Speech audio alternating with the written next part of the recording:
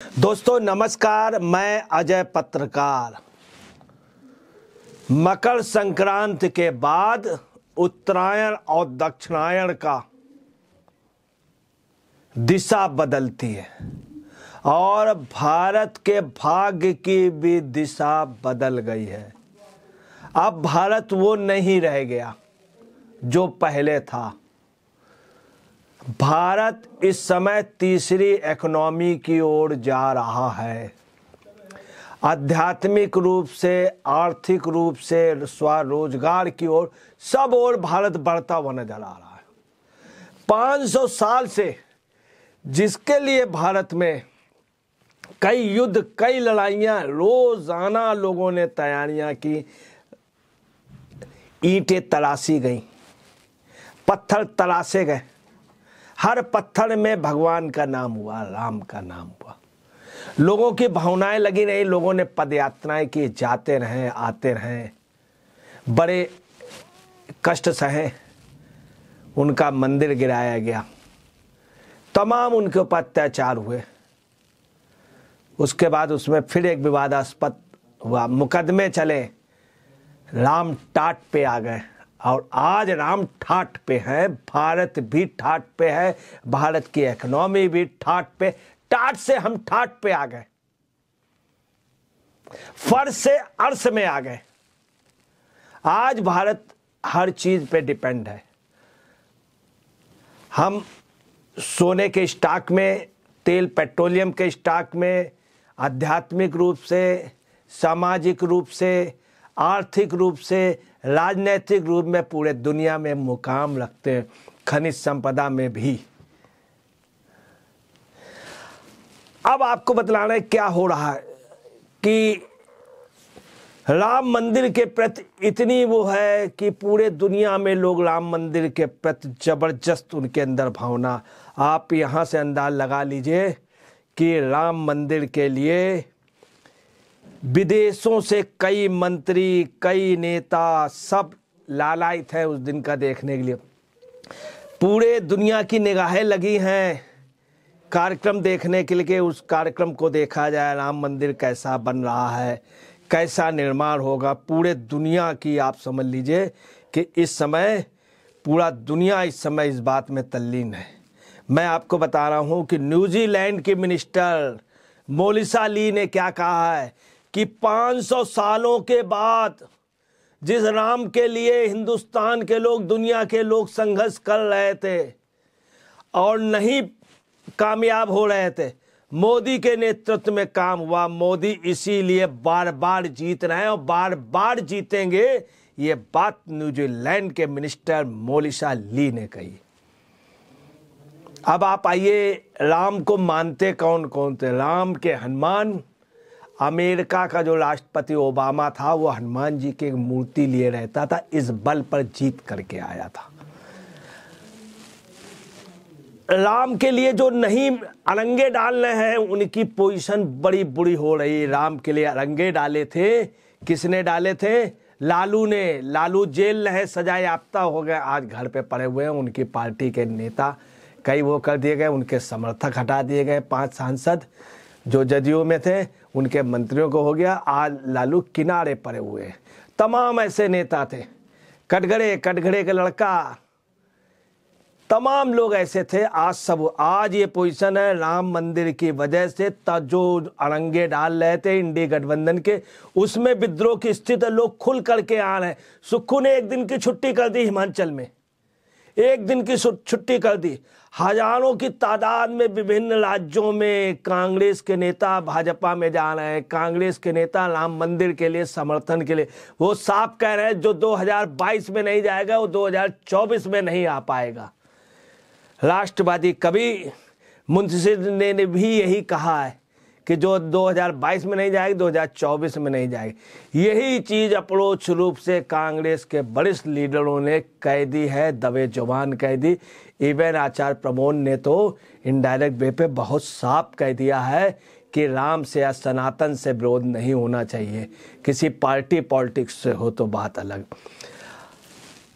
प्रियंका चतुर्वेदी और अजीत अंजुम ने भी बड़ी इसमें कॉन्स्पिरेसी की, सब जगह उड़ा दिया कि एक दिन की छुट्टी हो रही है, आधे दिन की छुट्टी हो रही है, दिल्ली में एम्स की ओपीडी बंद रहेगी। उनका झूठ भी बेनकाब हो गया, उनका झूठ बेनकाब हो गया। आपको बतला रहा हूँ कि बिहार में राम मंदिर की बुराई हुई, ये गलत हो रहा है, उसकी स्थापना और जो ये पुनर्स्थापना हो रही है, जो वहाँ पे कार्यक्रम हो रहा है ज़बरदस्त, उसका विरोध के लिए जब मंच से बोल रहे तो पूरा मंच भड़बड़ा गया, गिर गया, लोगों को चोट है, लोग अस्पताल में, जितने लोग थे वो चल नहीं पा रहे हैं। ये स्थिति है बिहार में, पूरा मंच गिर गया, पूरा मंच गिर गया। आपको बताना है उत्तरायण और दक्षिणायन के दिशा परिवर्तन हो चुका है, भारत के भाग्य का अब की ओर जा रहा है। सुक्खू ने ये भी कह दिया हिमाचल चीफ मिनिस्टर कि आप दीपक भी जलाइए और इस भगवान के जो कार्यक्रम हो रहा है उसमें पूरा हिस्सा लीजिए, जम करके भगवान का नाम लीजिए, ये आप समझ लीजिए। जबकि सोनिया गांधी और कांग्रेस ने मना किया था। वहीं कर्नाटक में क्या है, कर्नाटक में इंडी गठबंधन के वरिष्ठ लोग सोनिया जी, राहुल जी और जो कांग्रेस के वरिष्ठ नेताओं के इंस्ट्रक्शन से कर्नाटक में एक आदेश जारी कर दिया गया कि अगर जो कल नहीं आएगा या जो छुट्टी बनाएगा राम मंदिर के, उस पर उनकी सैलरी कट जाएगी। तमिलनाडु में हुआ कि तमिलनाडु में राम मंदिर के प्रसाद वगैरह के लिए और टेलीकास्ट के लिए मना, क्यों इतना ज़्यादा टेलीकास्ट वहाँ पर हुआ है, इतना ज़्यादा। आप ये समझ लीजिए कि मोदी जी वहाँ राम सेतु के उस पे गए और जा करके वो धनुषकोडी गए और अड़चल मुने गए, जहाँ से राम सेतु बना था, और युद्ध की तैयारी के लिए, असुरों के संहार के लिए और रावण के संहार के लिए रामचंद्र जी ने पुल बनाया था और गए थे। उसी जगह मोदी गए, वहाँ इतना भव्य स्वागत, पूरे तमिलनाडु में हाहाकार मची है, लोग मोदी मोदी कर रहे हैं। मगर उन्होंने क्या किया, लाइव टेलीकास्ट के लिए कि कार्यक्रम के लाइव टेलीकास्ट न जाए, इसके लिए गवर्नमेंट वहाँ पर अपरोक्ष रूप से ऑर्डर कर रही है। अब मोदी ने वो कर लिया है और राक्षसों का वध या राक्षसों के नाश के लिए राम सेतु गए थे। अब मोदी जी अयोध्या आएंगे, अब अयोध्या आएंगे। देखिए कितना चेंज हो रहा। आपको बताने जटायु जो बना है, उड़ता हुआ जटायु बना गया, 98 साल के राम बंजी सुतार ने बनाया, 98 साल के, 300 फुट ऊंचा है, 300 फुट। और आपको बताना है कि एक मूर्ति बन रही है जो रामवंशी सुतार ने बनाई है, नोएडा में उसका निर्माण हो रहा, वहाँ पे वो सेटल होगी।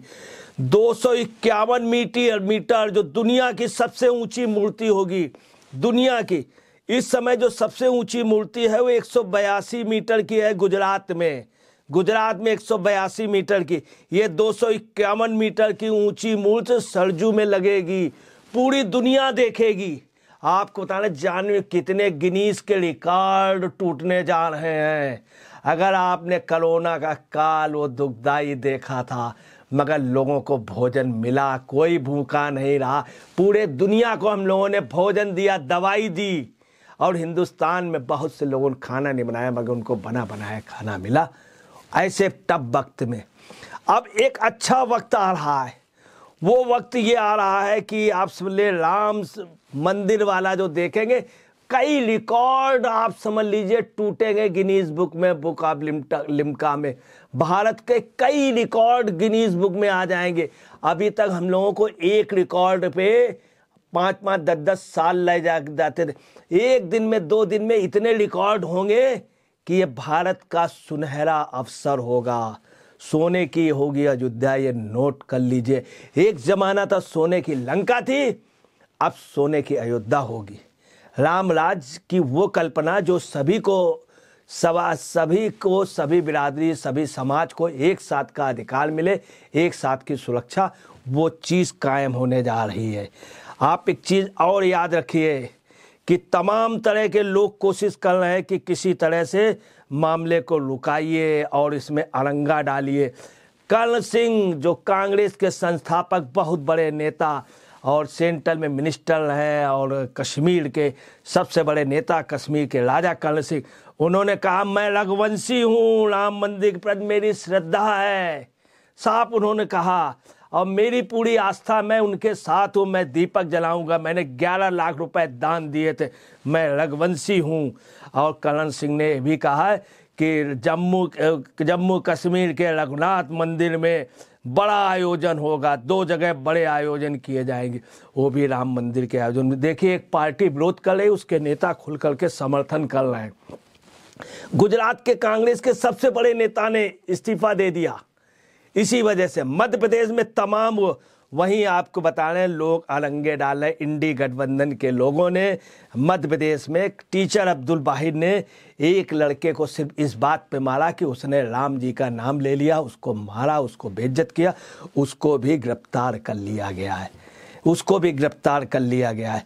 आपको बता रहे ये स्थिति है कि राम मंदिर की वजह से जिसने मुकदमा दायर किया था अंसारी, वो राम मंदिर के स्वागत में लगा हुआ है, हर तरह से कह रहा अपनी भावनाओं सब लोग ठीक करके आइए।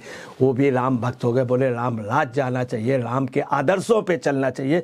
अंसारी साहब ये बात कह रहे हैं। पूरा देश मतलब बदल रहा है। आपको बता रहे हैं कि चचा